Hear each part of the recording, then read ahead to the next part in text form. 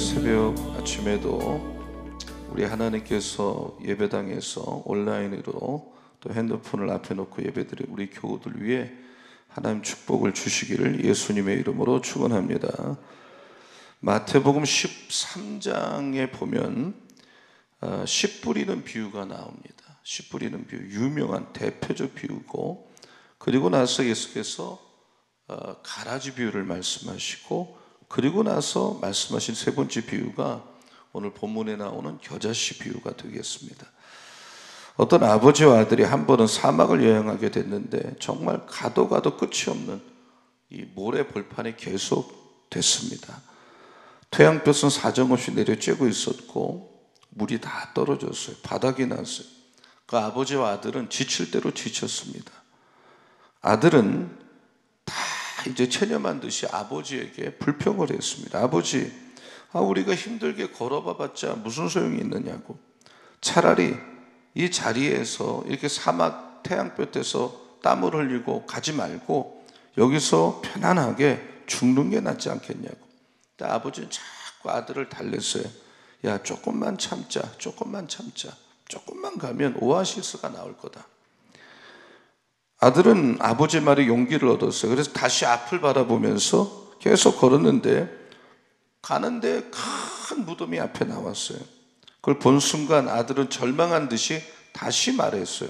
주저앉아 버렸어요. 아버지 보세요. 이 사람들도 결국은 여기서 다 죽었지 않냐고. 우리도 소용없다고, 별 수 없다고.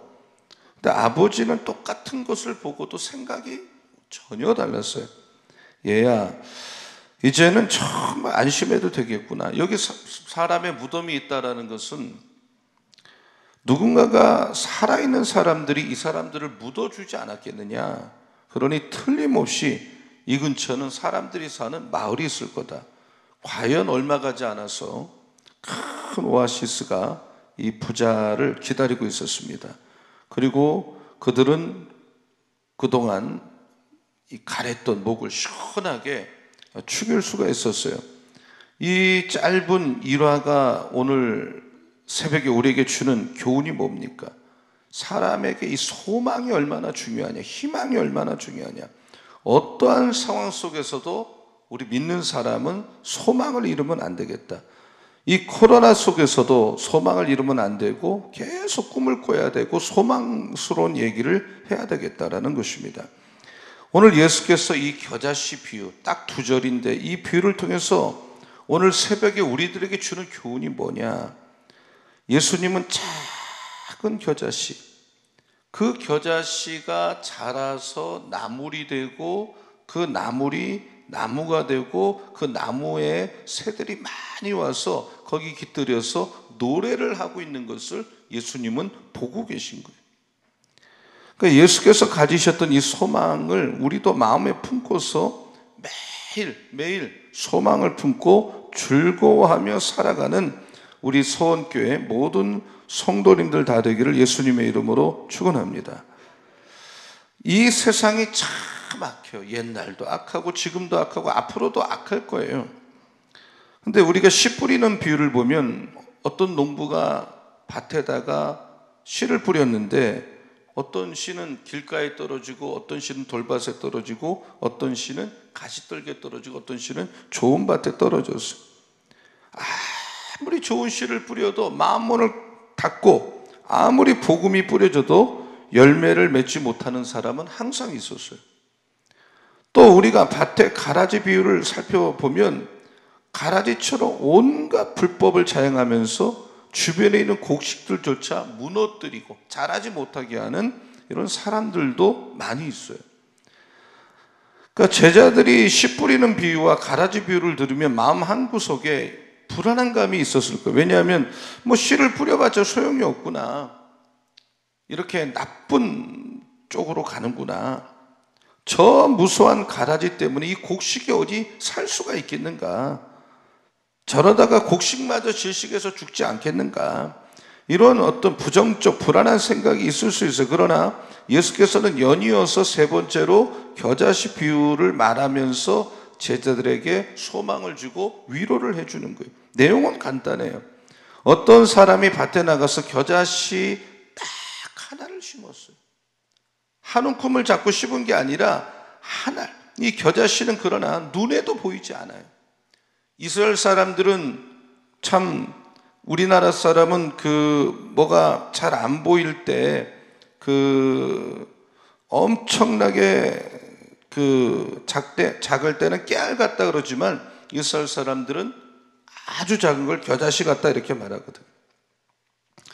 우리나라도 이 마당이 있는 집은 텃밭이 있어서 거기 오이도 심고 뭐 토마토도 심고 심어서 이렇게 따다가 먹듯이 이스라엘 사람들도 겨자를 심어요. 그러면 이 겨자가 톡 쏘는 맛이 있고 향료로도 쓰이고 또 뭐 약재도 쓰이고 잎과 줄기는 먹기도 하는데 이 겨자씨는 특징이 뭐냐? 엄청나게 작다는 거예요. 눈에 보이지도 않아요. 씨 중에 가장 작단 말이에요. 그러니까 깨알보다 더 작은 거예요. 우리가 말하는 깨알 같다. 눈에 띄지도 않는데. 그런데 이 농부는 겨자씨를 심때 하나를 심었어요. 하나. 우선 그러나 하나를 심었지만 그 겨자씨는 한 알만 심어줘도 생명력이 있기 때문에 이 척박한 땅에도 잘 자라요. 그 한 알이 나중에 싹이 나고 나면 막 자라는 거예요. 그래서 기본적으로 한 2m 정도. 제가 키가 1m 75인데 2m라는 건 여러분 요만한 씨가 이 엄청나게 자라는 거예요. 아주 많이 자라면 5m 정도가 자라는 거예요. 그러니까 버드나무 가지처럼 이렇게 가지를 뻗고 한 알만 씹어도 채소밭에 상당한 부분을 차지하게 되는데 나중에 와서 새들이 그걸 먹거든요. 나무에 와가지고 새들의 좋은 먹이가 돼. 그래서 둥지를 트고 어미새는 일부러 돌아다닐 필요가 없어요. 겨자씨 나무에만 앉으면 그 겨자씨에서 나는 걸 먹는단 말이에요. 그러니까 예수님이 겨자씨배를 통해서 우리에게 뭘 말씀하느냐? 천국은 이와 같다. 겨자씨와 같다. 그러면서 한 3가지를 말씀하시는데 겨자씨는 어떤 특징이 있느냐? 모든 씨보다 작다 이 말이에요. 한번 따라합니다. 겨자씨는 모든 씨보다 작다. 겨자씨는 모든 씨보다 작다. 그러니까 천국은 마치 그와 같다는 거예요. 작은 것에서 출발하는 거예요. 여러분, 예수님보다 조금 먼저 와서 예수님의 길을 예배했던 세례 요한이 광야에서 이런 말을 했죠. 이런 메시지를 외쳤죠. 회개하라, 천국이 가까이 왔다. 그러니까 천국은 예수님 한 분에게서 시작된 거예요. 너무나도 미미해. 그래서 예수님을 보고 나다나엘 같은 사람이 나사렛에서 무슨 선한 것이 날 수가 있느냐? 당시 사람들이 볼 때 예수님은 목수일을 하던 정말 무슨 큰 일을 할 것 같지 않던 무명의 인물이란 말이에요. 겨자씨같이 미미한 존재예요. 예수님의 제자를 보세요. 공부를 많이 한 사람이 없어요. 부유한 사람이 없어요. 이렇게 내놓을 만한 사람이 없어요. 그런데 그러니까 바리새인들의 눈에 볼 때는 예수님이 데리고 다니는 제자들이 미미하게 보이는 거예요. 가진 것도 없고 사회적 지위도 없고. 근데 이러한 소수의 12명을 데리고 예수께서는 하나님 나라를 이루겠다. 그리고 승천하시면서도 이 12명에게 뭐 뒤도 안 돌아보고 다 맡기고 나는 가니까 너희는 계속 제자를 삼아라. 땅끝까지로 복음을 전하라. 다 맡기고 갔거든요. 누가복음 17장 20절에 보면 바리새인들이 예수님에게 무슨 질문을 했는가 하면 하나님의 나라가 어느 때 임합니까? 그때 예수께서 이런 대답을 하셨습니다. 누가복음 17장 20절, 21절 말씀을 한번 20절과 21절 말씀을 같이 한번 읽어보면 같이 21절이 화면에 나왔는데요. 하나님의 나라는 볼 수 있게 임하는 것이 아니요. 자, 21절을 같이 읽겠습니다. 시작. 또 여기 있다. 저기 있다고도 못하리니 하나님의 나라는 너희 안에 있느니라. 그러니까 하나님의 나라는 이미 시작됐다는 거예요. 근데 그 하나님의 나라는 눈으로 볼 수 있도록 임하는 게 아니라 영적인 것이에요. 그러나 예수께서 이 말씀을 하실 때는 당시 백성의 수가 정말 겨자씨같이 적었어요. 믿는 사람의 수도 적었어요. 그러나 이 겨자씨에는 하나를 심어도 2m, 5m까지 자라는 엄청난 생명력이 있단 말이에요. 시작은 참 미미하지만 나중에는 커지는 것이, 창대하게 되는 것이 천국인 줄로 믿습니다. 따라서 우리가 눈앞에 보이는 현실이 겨자씨처럼 참 보잘것없고 미미하다 할지라도 절망할 필요가 없어요. 낙심할 필요가 없어요. 하나님이 나에게 맡겨주신 일이 참 하찮아 보일지라도, 나는 왜 이렇게 열매가 많지 않는가, 참 잘 안 된다고 생각이 들지라도 소홀히 하지 말아야 돼요. 그 작은 일이, 그 작은 봉사가, 그 작은 사역이, 작은 하나님 나라를 위한 나의 수고가 나중에 크게 확대되는 거예요. 그것을 통해서 하나님의 나라가 싹트고 확장되어 나가는 거예요. 지금 온라인으로 예배를 드립니다. 제가 지난번에도 고백을 했지만, 제가 개척교회, 20대 개척교회를 할 때에 모였던 숫자만큼밖에 본당에 사람이 없어요. 그리고 나머지는 온라인으로 예배 드리고, 또 핸드폰을 앞에 놓고 또 예배 드리고, 자 그러면 뭐 사람도 별로 없는데 적당히 하자, 있을 수 없는 얘기예요. 오히려 온라인으로 예배 드리기 때문에 더 많이 기도하고 더 많이 준비하고 더 최선을 다하지 않으면 영성이 전달되지 않는다라는 건 신앙생활 해보면 기본적인 그것은 마인드란 말이에요. 오히려 더 깨어서 우리가 이 소수를 앞에 놓고 설교를 하더라도 최선을 다하지 않으면 안 된다는 거예요. 여러분, 천리길도 한 걸음부터라는 말이 있어요. 여러분, 위에서 이 처마 밑에서 물방울이 똑똑똑똑 떨어지는 거 가지고 뭐가 되겠느냐 하지만 그것이 세멘트 바닥을 어느 날 뚫어요. 그리고 이 한 줌의 눈도 무게가 얼마 안 돼도 계속해서 쌓이면 나뭇가지를 꺾어버린단 말이에요. 미국의 존 록펠러라고 하는 사람, 석유왕인데, 이 사람은 살아있을 때 세 가지 기적이 있었죠. 첫째는 그는 가난했어요. 근데 가장 가난한 사람이 가장 부자가 됐어요. 그는 젊은 시절 4센트라는 적은 돈을 받으면서 일했어요. 떼양볕에서 하루 종일 감자 캐는 일을 했어요. 그러나 그는 열심히 했어요. 4센트 받을 때부터 열심히 했어요. 자수성가해서 가장 가난한 사람이 가장 부자가 됐어요. 기적이죠.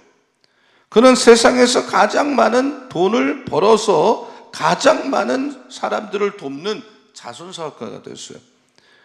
그가 존 록펠러가 일생 동안 자선사업에 했던 돈이 7억 5천만 달러, 우리나라 돈으로 그 당시 화폐 단위로 해서 1조 원. 그러니까 그 당시에 화폐 단위로 1조 원이면 어마어마한 돈을 어려운 사람이나 필요한 곳에 기부한 거죠. 그 후손들 자식들도 다 그 자기 할아버지 아버지를 따라서 그런 일을 했는데 그게 한 25억 달러가 돼요. 그러니까 가장 돈을 많이 벌어서 가장 많이 돈을 나른 사람을 위해서 쓴 사람이 돼요. 이게 아직도 기록이 안 깨졌어요. 그는 건강이 약했어요. 그래서 의사가 죽는다 그랬어요. 그래서 비스켓 하나 하고 한 조각하고 우유를 먹고 연명을 했는데, 실제적으로는 의사는 죽는다 그랬는데 젊을 때 벌써 98세까지 장수를 했단 말이에요. 근데 이빨 하나 썩지 않았단 말이에요.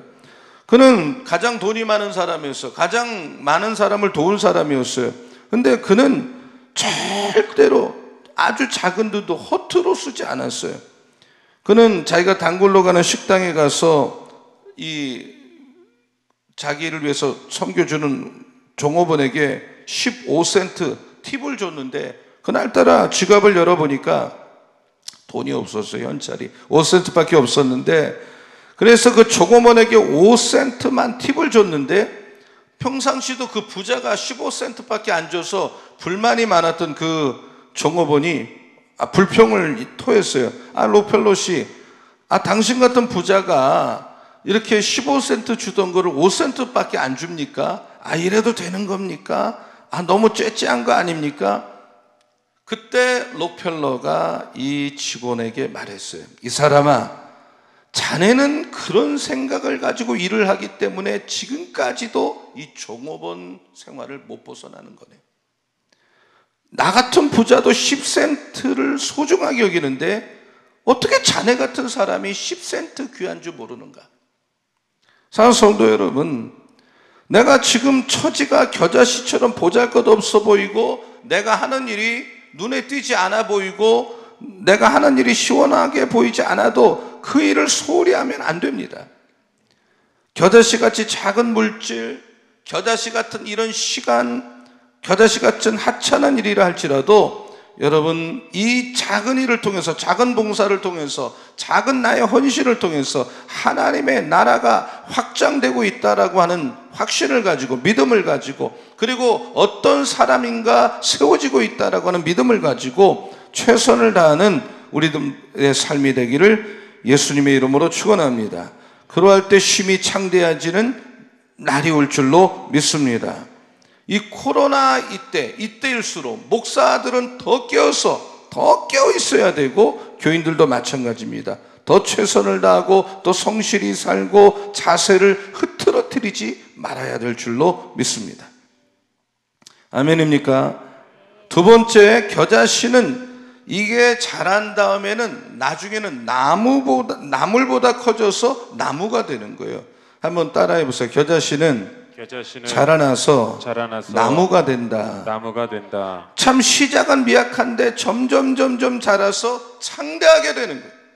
예수님 당시에 예수님을 배척했던 사람들은 예수님 존재를 아무렇지도 않게 생각했어요. 뭐 예수님 하나 죽이면 되지, 예수님 하나 없어지면 되지. 예수님을 십자가에 못 박았어요. 그러면 끝난 겁니까? 아닙니다. 그 겨자씨 한 알 같은 예수님이 골고다 언덕에 심겨졌고 사흘 후에 싹이 나서 부활을 하셨고 가지가 뻗어서 그 조그만 동네에서 복음을 전했던 이 복음이 예루살렘을 넘어서 유대와 사마리아까지 뻗어나갔어요. 나중에는 안디옥을 거쳐서 소아시로로 뻗어나갔고 지중해를 건너서 마게도냐 로마까지 뻗어나갔고 복음으로 유럽이 점령됐고 이 겨자씨의 행진이 멈춰지질 않았어요. 영국으로 건너가고 미국으로 건너가고 지금부터 120년 전에는 그 가지가 우리나라까지 뻗어와서 지금까지도 한국을 살리고 있어요. 이것이 바로 복음의 능력이고 천국의 특성이에요. 사는 성도 여러분, 여러분의 현실이 지금 겨자씨 같습니까? 미미합니까? 그러나 주님은 약속하셨어요. 이 작은 겨자씨에는 생명이 있기 때문에 이 겨자씨가 자라서 나무보다 커진단 말이에요. 나무, 그리고 새들이 와서 거기 깃들이게 되는 겁니다. 여러분, 저는 인도에서 한 3개월 동안 선교를 하고 살은 적이 있는데 우리가 잘 아는 그 테라사라고 하는 그 수녀님이 봉사하던 그 곳에 제가 갔어요. 참 작아요. 이 테레사는 알바니아의 한 노동자 가정에서 태어났어요. 공부 많이 안 했어요. 가진 거 없었어요. 물질도 작았어요. 외모를 보세요. 참 왜소하고 인물도 볼품이 없어요. 정말 겨자씨 같은 미미한 여성이에요. 늘 자기를 가리켜서 자주 하는 말이 I am nothing. 난 아무것도 아닙니다. 1979년 이 테레사가 노벨 평화상을 받을 때도 그는 연설할 때 I am nothing. 난 아무것도 아닙니다. 근데 이런 겨자씨 같은 이 보잘것없어 보이는 왜소한 여성이 빈민굴에 뛰어들었어요. 많은 사람을 사랑했어요. 버려진 사람, 병든 사람, 죽어가는 사람, 희망 없는 사람에게 최선을 다했어요. 놀라운 역사가 일어났어요. 사람들의 마음이 감동되었어요. 빈민굴의 성자가 되었어요. 1997년에 테레사가 죽었을 때 인도는 국장으로, 나라장으로 장례를 성대하게 치렀고 많은 사람이 그녀의 죽음 앞에 눈물을 흘렸어요. 겨자씨같이 조그만 곳에서 가난한 사람을 돕자, 아픈 사람을 도와주자, 가난하고 아픈 사람이 내 품에서 죽게 하자, 이런 한 여성의 작은 겨자씨 같은 희생이 엄청난 영향력을 끼쳤어요. 큰 나무가 되었어요. 미국의 주일학교 한 선생님 이야기인데, 교회를 가는데 골목에서 코를 찔찔찔 흘리는 아이 4명이 놀고 있었어요. 그래서 아이들을 잘 설득해서 교회 가자, 예수 믿자 전도를 했어요. 사랑을 다해서 매 주일마다 아이들을 잘 돌봤어요. 복음을 전했어요. 말씀을 가르쳤어요. 그 당시 아이들에게 심겨진 믿음은 정말 겨자씨 하나 같았을 거예요. 근데 30수년이 흘러서 이 교사가 생일을 맞았는데 4통의 축하 전보가 왔는데, 그 골목에서 전도했던 코 흘리게 했던 아이들이 장성해서 어른이 돼서 보낸 편지인데, 첫 번째 사람은 중국 선교사가 되어서 복음을 전한다는 내용이었어요. 두 번째 사람 미국 연방은행의 총재가 되었어요. 세 번째 사람은 백악관에서 대통령을 보좌하는 비서 일을 하고 있었어요. 네 번째 사람은 바로 그 백악관의 그 당시 대통령 후보라는 대통령이었어요. 하버드 클락 후보. 저는 그 가끔 작년 예배 어린아이가 새로 왔습니다, 청소년이 새로 왔습니다, 작년에 새로 왔습니다, 이걸 소개할 때 마음이 얼마나 기쁜지 몰라요. 오늘 여러분, 우리 교회는 한 50년 이상 된 교회입니다. 우리 교회는 참 위로 갈수록 그 신앙이 견고해요. 그건 제가 볼 때 그래요. 그건 누구나 인정할게요. 그러나 우리가 정말 10년, 15년 후에 지금의 40대, 30대들이 지금의 어머니, 아버지 세대처럼 이렇게 교회를 강하게 섬기고 끌고 갈 수 있을까? 그것이 우리 교회의 미래거든요. 그러므로 우리는 지금부터 어린아이들, 청소년들, 청년들, 이들이 앞으로 우리 교회 리더가 되고 주역이 되고 교회를 섬기는 이런 주도적인 인물이 되도록 어릴 때부터 예배 성공할 수 있도록, 또 온라인으로 예배를 드려도 그 자식들을 꼭 옆에 앉혀놓고, 처음에는 아무것도 아닌 것 같지만 이들이 결국 그렇게 되는 것입니다. 믿으시기 바랍니다. 겨자씨 같지만 나무가 될 날이 온단 말이에요. 그러므로 우리는 어린 심령들, 청소년, 청년들을 위해서 지금 기도도 많이 해야 되고, 말씀으로 잘 가르쳐야 되고, 신앙을 가지고 살 수 있도록 우리는 최선을 다해서 도와줘야 돼요. 사랑하는 성도 여러분, 우리가 주 안에서 하는 수고는 헛되지 않을 줄로 믿습니다. 하나님이 나에게 어떤 사명, 어떤 직분을 주었든지 감사한 마음으로 영광스럽게 생각하고 겨자씨 같은 일을 한다 할지라도 최선을 다해서 기도하면서 열매를 맺어 나가는, 하나님 나라를 확장해 나가는 우리들 모두가 되기를 예수님의 이름으로 축원합니다. 지금은 미약하지만 나중에는 창대하게 될 줄로 믿습니다. 그것이 천국이란 말이에요. 믿으면 아멘. 그리고 마지막으로 이 겨자씨는 하나를만 심었지만 나중에는 공중의 새가 와서 거기서 깃들이고 노래를 한단 말이에요. 여러분, 나무로 인해서 누가 혜택을 보느냐? 새들이 혜택을 봤어요. 마찬가지예요. 천국은 복음의 씨앗이 뿌려지는 곳마다, 이 복음이 들어간 나라마다, 복음이 들어간 사람마다, 복음이 들어간 어떤 단체마다 거기에는 엄청난 변화가 오는 거예요. 그 사람이 믿든 믿지 않든 간에, 기독교인이든 기독교인이 아니든 간에 많은 혜택을 받아요. 저는 서울에서 목회할 때 이 신촌에 있는 연세대 세브란스 병원을 수없이 신방을 가고 거기 입원도 한 경험이 있고, 그 안에는 또 연세대가 있어요. 그 외국 선교사들이 와서 참 세운 학교고 세운 병원이에요. 얼마나 잘 돼 있는지 몰라요. 얼마나 기독교 정신으로 학교의 분위기가 돌고 병원이 운영되는지 몰라요. 여러분, 120년 전에 선교사회에서 복음이 전파되었을 때 놀라운 혜택이 주어진 거예요. 우리나라에 얼마나 많은 기독교 학교가 세워졌어요. 얼마나 많은 병원이 세워졌어요. 얼마나 많은 정말 우리 여성의 이 인권이 시장되었어요. 어린아이들의 인권이 신장되었어요. 권리가 향상되었어요. 물질적으로 우리가 하나님을 만나서 얼마나 우리나라가 복을 받았어요. 다 전쟁으로 폐허된 우리 대한민국이 얼마나 기적이 일어났어요. 북한은 복음이 더 뜨겁고 정말 평양 대붕이 일어났던 곳이지만 그 이후로 복음의 문을 닫고 이 겨자씨 같은 복음을 돈만 달라, 우리를 잘 살게 해달라는 이것 때문에 복음을 폐쇄하고 안 받아들였기 때문에 얼마나 지금 격차가 납니까? 여러분, 하나님께서 아브라함에게 말씀하셨어요. 너는 복의 근원이 되라. You are the blessing. 너는 복을 쫓아서 어디 복이 있나 기웃기웃대는 인생이 아니라 너 자신이 복의 근원이 되라.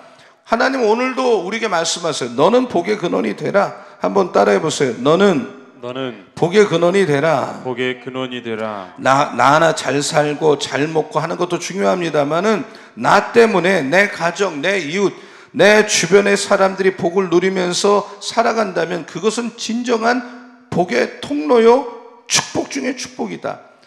바울이 죄수의 몸을 가지고 배를 타고 로마로 갈 때 배 안에 276명이 있었는데 갑자기 유라굴로라고 하는 바람이 몰아닥쳤어요. 다 죽게 됐어요. 그 배에 타고 있던 선장이나 선주나 백부장은 아무것도 알 수 없었어요. 그때 하나님의 사자가 밤에 바울에게 나타나서 바울아, 너 때문에 이 배에 있는 사람의 생명은 안전하다. 바울한 사람 때문에 그 배에 있는 사람이 다 살게 됐다 이 말이죠. 말하자면 바울은 그곳에 축복의 통로란 말이에요. 축복의 통로예요. 노벨 문학상을 수상했던 헤르만 헤세의 작품 중에 어거스터스라는 작품이 있는데 이 아이를 낳지 못하는 부모가 늘 고민했어요. 근데 아이를 낳는데 그 아이 이름이 어거스터스였어요. 근데 한 신비한 노인이 밤중에 산모에게 와서 이렇게 말했어요. 당신 아들 낳은 거 축하한다고.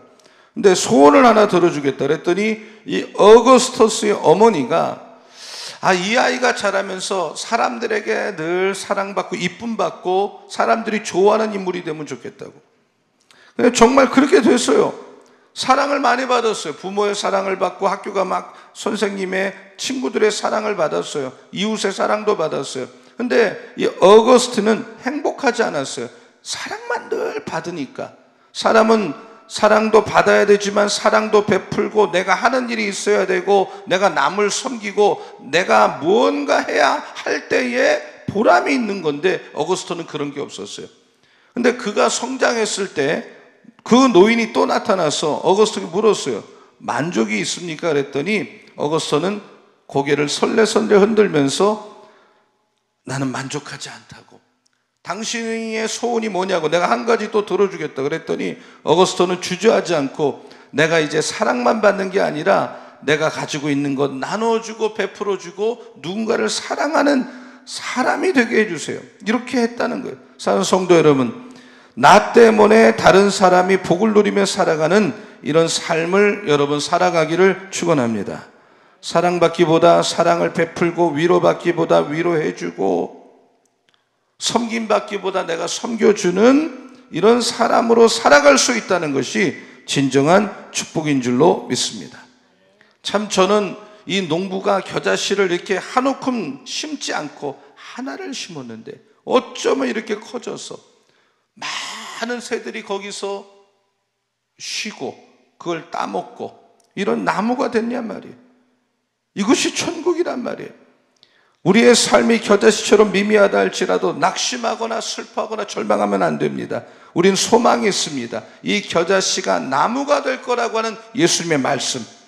그 겨자씨 하나에서 나무를 보시면서 겨자씨를 심고 그리고 그 나무에서 새들의 노랫소리를 들으셨던 예수님이 가졌던 이 소망이 오늘 새벽 예배를 드리는, 온라인으로 드리는, 핸드폰으로 드리는 우리 모두에게, 우리 소원 가족에게 넘쳐나기를 예수님의 이름으로 축원합니다. 기도하겠습니다. 몸이 아프면 아픈데 손을 대시기 바랍니다.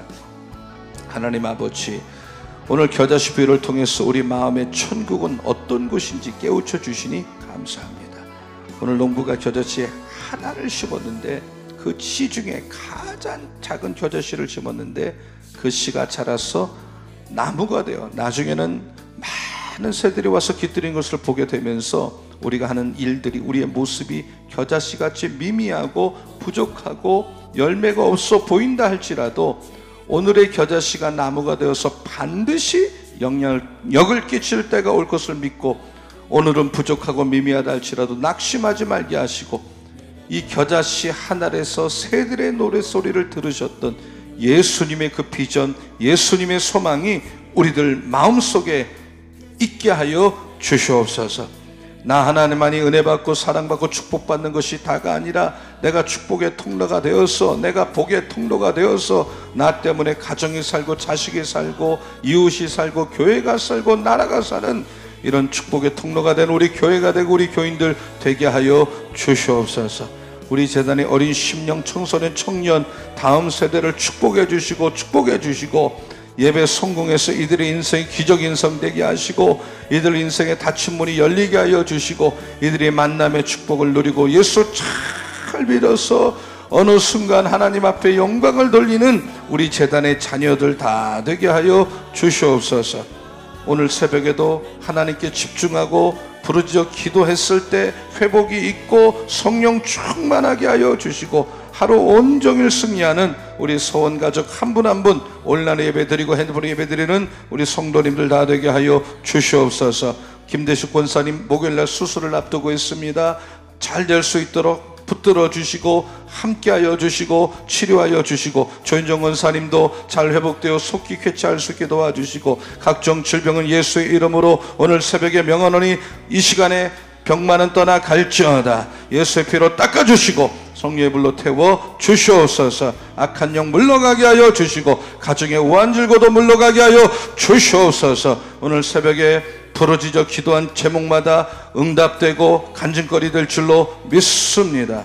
온라인 예물 드린 손길마다 영통 물통 인통의 복을 주시고 천배만배 축복하여 주옵소서. 오늘도 맡기며 축복하며 예수님의 이름으로 기도합니다. 아멘.